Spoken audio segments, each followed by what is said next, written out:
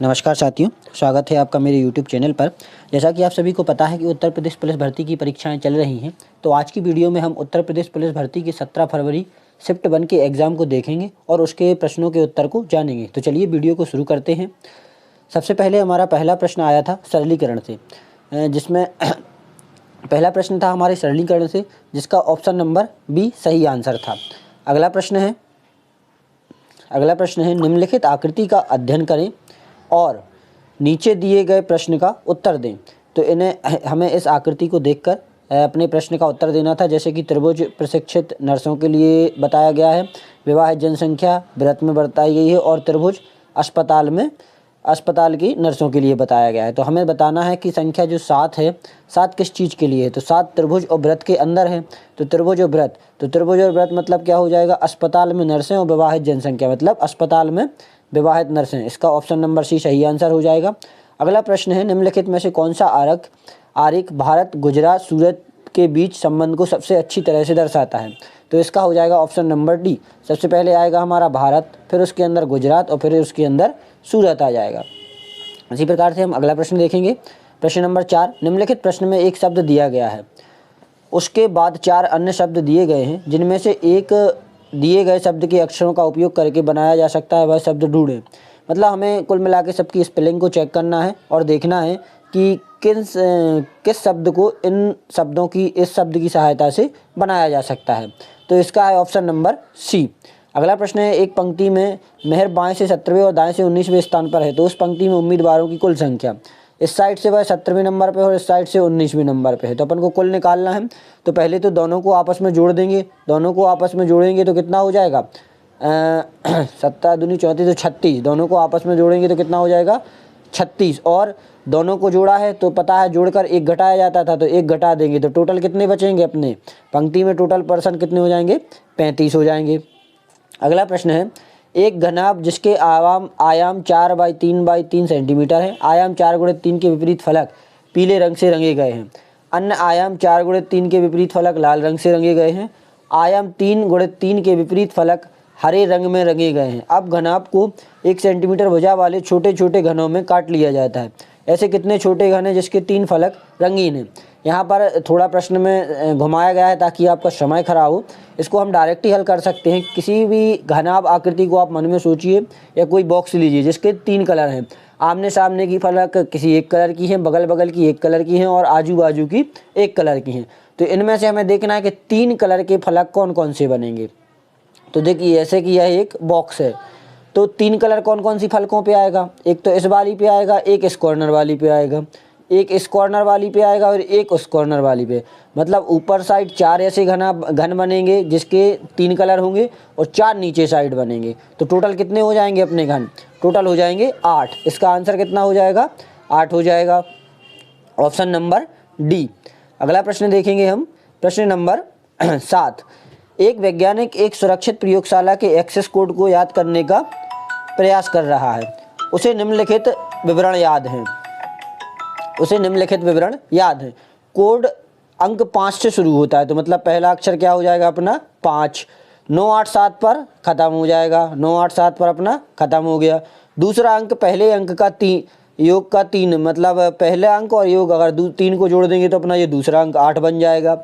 तीसरा अंक दूसरे का आधा, तो 8 का आधा कितना हो जाएगा 4, मतलब अपना आंसर क्या हो जाएगा 584 987, 584 और 987। इसका हो जाएगा option number A. Option number क्या हो जाएगा इसका ए, 584 987। अगला प्रश्न देखेंगे हम। नीचे प्रश्न में 2 कथन है, उसके बाद और उसके बाद 1, 2 और 3 क्रमांकित 3 निष्कर्ष दिए गए हैं। आपको कथनों में दी गई सभी बातों को सत्य मानना है, फिर तीनों निष्कर्षों पर एक साथ विचार करना है और निर्णय लेना है कि उनमें से कौन से कथन या कथनों में दी गई जानकारी से उचित संदेह से परे तार्किक रूप से अनुसरण करता है। तो पहला कथन बोल रहा है पानी का कोई आकार नहीं होता, उसका आयतन होता है। दूसरा कथन है ज्ञान पानी की तरह है जो एक तरफ से दूसरी तरफ बहता रहता है। अब हम निष्कर्ष देंगे, ज्ञान अंतः शास्त्रीय है, यह भी सत्य है। दूसरा, ज्ञान एक विशिष्ट दायरे में सीमित होता है, तो यह गलत है। इसने क्या कहा है दूसरे कथन में, ज्ञान पानी की तरह है जो एक तरह से दूसरी तरफ बहता रहता है, तो ये हो जाएगा अपना ऑप्शन नंबर 2 गलत। तीसरा है ज्ञान प्रत्यक्ष रूप से मानसिक गतिविधियों के मूल को प्रभावित करता है, सत्य है।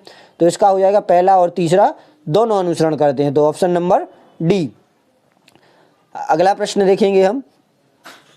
अगला प्रश्न है, चार विकल्पों में से पता लगाएं कि पारदर्शी शीट को बिंदुवार रेखा पर मुड़ने पर पैटर्न कैसा दिखाई देगा। यदि हम इस शीट को बिंदुवार मोड़ दें तो हमारा पैटर्न कैसा दिखाई देगा। तो ये हमारी शीट है। यदि देखो इस साइड ये वाला वृत्त है जो कि थोड़ा बड़ा है आकृति में और अपना त्रिभुज छोटा है, तो ये वृत्त त्रिभुज के बाहर आएगा और त्रिभुज का मुंह नीचे साइड रहेगा। तो कौन कौन सी आकृतियों में है, तो एक तो पहले नंबर वाली में भी है और एक तीसरे नंबर वाली में भी है। फिर अगला, इस वाले त्रिभुज का मुंह बाएं साइड रहेगा, तो इसमें दाएं साइड है, तो ये अपना गलत हो जाएगा। इसका आ जाएगा आकृति नंबर 1, ऑप्शन नंबर बी। अगला है, ए बी की बहन है, तो मतलब बी की बहन कौन हो गई, ए बहन हो गई। ए बी की बहन है, सी बी की माँ, एक सेकंड फिर से हल करेंगे हम। ए बी की बहन है, तो बी की बहन हो गई अपनी ए हो गई, और सी बी की माँ है, सी बी की माँ है, तो बी की माँ अपनी कौन आ जाएगी, सी आ जाएगी। डी सी का पिता है, तो डी इसका सी का भी पिता हो गया, और ई डी की माँ है, तो डी की भी माँ कौन हो गई, ई।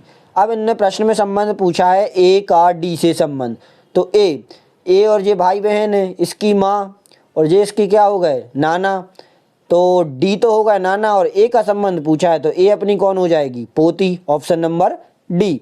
अगला प्रश्न है, वह विकल्प चुने जो दिए गए संयोजन की दर्पण छवि से काफ़ी मिलता जुलता है। यदि इसके अगर अपन दर्पण रखेंगे, इसके कहाँ पर, इस साइड यदि दर्पण रखा जाएगा तो लेफ्ट का राइट हो जाता है और राइट का लेफ्ट हो जाता है, मतलब यहाँ से यहाँ शुरू हो जाएगा। तो सबसे पहली आकृति तो सेम रहेगी, दूसरी आकृति भी सेम रहेगी, दूसरा रहेगा 6 का मुँह, तो 6 का मुँह इस तरह से हो जाएगा, जो कि तीसरे और चौथे नंबर वाले विकल्प में है। फिर है हमारा आई जैसा का तैसा रहेगा। फिर है हमारा क्यू, तो क्यू ऐसा है ऐसा हो जाएगा, इस तरफ इसका मुंह हो जाएगा, तो जो कि है ऑप्शन नंबर बी में, ऑप्शन नंबर बी हमारा सही है। अगला प्रश्न है, प्रश्न नंबर 12, पता लगाएं कि आकृति एक्स में दिए गए टुकड़े 1, 2, 3 और 4 में से कौन सी आकृति बनाई जा सकती है। इन टुकड़ों से कौन सी आकृति बनाई जा सकती है। तो यदि हम ध्यान से एक आकृतियों को देखें, इसका आंसर हो जाएगा, थोड़ा ध्यान से इन आकृतियों को यदि देखेंगे हम, तो हमारा प्रश्न नंबर 12, इन आकृतियों को ध्यान से देखें तो यदि हम इस आकृति नंबर बी और उत्तर नंबर बी में इसको यहाँ से डिवाइड कर दें और इसको यहाँ से डिवाइड कर दें, थोड़ा वो समझ में नहीं आएगा, तो हमारा इसका आंसर रहेगा option number B, option number B नहीं, आकृति नंबर 2 और ऑप्शन नंबर ए इसका आंसर हो जाएगा हमारा। अगला प्रश्न है, एक टोकरी में सेबों की संख्या हर मिनट दोगुनी होती है। यदि टोकरी 1 घंटे में सेबों से भर जाती है तो टोकरी कब आधी भरी थी। हर मिनट दोगुनी होती है, तो आधी कब रहेगी, 1 मिनट पहले रहेगी, जैसे 2 मिनट में पूरी भर रही है तो 1 मिनट में आधी, 4 मिनट में पूरी है तो 3 मिनट में आधी, तो इसी प्रकार से 1 घंटे में पूरी भर रही तो 59 मिनट में आधी रहेगी। अगला है हमारा, सरल करें, 108 भागे 36 गुणित 1/4 धन 2/5, इसको हमें सॉल्यूशन करना है। इसका आंसर आ जाएगा हमारा ऑप्शन नंबर ए। अगला है, निम्नलिखित में से कौन सा विकल्प नीचे दिए गए शब्दों का क्रम होगा। तो क्रम में जमाना है, तो सबसे पहले तो हमारा क्या हो जाएगा, दिन की शुरुआत होगी, तो 3 नंबर सबसे पहले आएगा 3। फिर दिन की शुरुआत के बाद काम पे जाएंगे हम, तो ऑप्शन नंबर हमारा आ जाएगा 5। फिर काम पे जाएंगे तो थकान हो जाएगी 3, 5, 1, और थकान के बाद क्या हो जाएगी, हमें रात होगी तो नींद होगी और फिर हम सो जाएंगे, तो 3, 5, 1, 2, 4 क्या आ जाएगा इसका आंसर, 3, 5, 1, 2, 4, ऑप्शन नंबर ए इसका आंसर हो जाएगा। अगला प्रश्न है, वह आकृति चुनें जो अन्य से भिन्न है। तो अधिकतर हमें लगता है सब लोगों ने ये आकृति को चुना होगा, लेकिन यह इसका आंसर गलत है। इसको ध्यान से देखेंगे तो सभी आकृतियों का मुंह चारों दिशाओं में, इसका नीचे, इसका ऊपर, इसका बाएं, इसका दाएं, इसका ऊपर तो इसका नीचे, इसका दाएं, इसका बाएं, इसका दाएं है और इसका ऊपर है, इसका भी ऊपर है और इसका नीचे है। यदि इसको देखें तो इसका दाएं, इसका बाएं, ऊपर, नीचे, ऊपर, नीचे, बाएं, दाएं, चारों दिशाओं में मुंह है। लेकिन आकृति नंबर 3 में 2 बार ऊपर ऊपर इसका मुंह है, मतलब 3 दिशाओं में है। तो आकृति नंबर 3 इसका सबसे अलग आकृति है, भिन्न है। ऑप्शन नंबर सी इसका आंसर हो जाएगा। अगला प्रश्न है, जीके के प्रश्न यहाँ से शुरू होते हैं। अगला प्रश्न है, श्वेत प्रकाश कितने रंगों से मिलकर बना होता है? तो यह बहुत आसान सा प्रश्न था, 7 रंगों से मिलकर बना होता है। ग्रेट बैरियर रीफ निम्नलिखित में से किस देश के तट पर है? ऑस्ट्रेलिया। निम्नलिखित में से कौन 1946 में भारत की संविधान सभा के अध्यक्ष थे? तो 1946 में संविधान सभा के अध्यक्ष थे डॉक्टर राजेंद्र प्रसाद। अगला प्रश्न है, प्रयाग प्रशस्ति की रचना हरिसेन। प्रयाग प्रशस्ति की रचना हरिसेन, ऑप्शन नंबर बी। निम्नलिखित में से कौन से भारत के पूर्वी तट पर स्थित खारे पानी की सबसे बड़ी लैगून झील है? तो खारे पानी की झील हमारी चिल्का झील। अगला प्रश्न है, बेलाडेला की पहाड़ियाँ बैल के कुबड़ की तरह दिखती हैं। पहाड़ियों की यह श्रृंखला भारत के निम्नलिखित में से किस राज्य में स्थित है? बेलाडेला कुबड़ के समान छत्तीसगढ़ इसका है आंसर। निम्नलिखित में से किसके द्वारा निर्मित समुद्र के एक संकीर्ण चैनल द्वारा श्रीलंका भारत से अलग होता है? पाक जलसमुद्र और मन्नार की खाड़ी। अगला है, सोनपुर पशु मेला, यह बिहार में लगता है। अगला है, अंगूर की खेती, उपज और कटाई, मतलब अंगूर पालन के लिए विटीकल्चर के नाम से जाना जाता है। इसी प्रकार से हम अगला प्रश्न देखेंगे।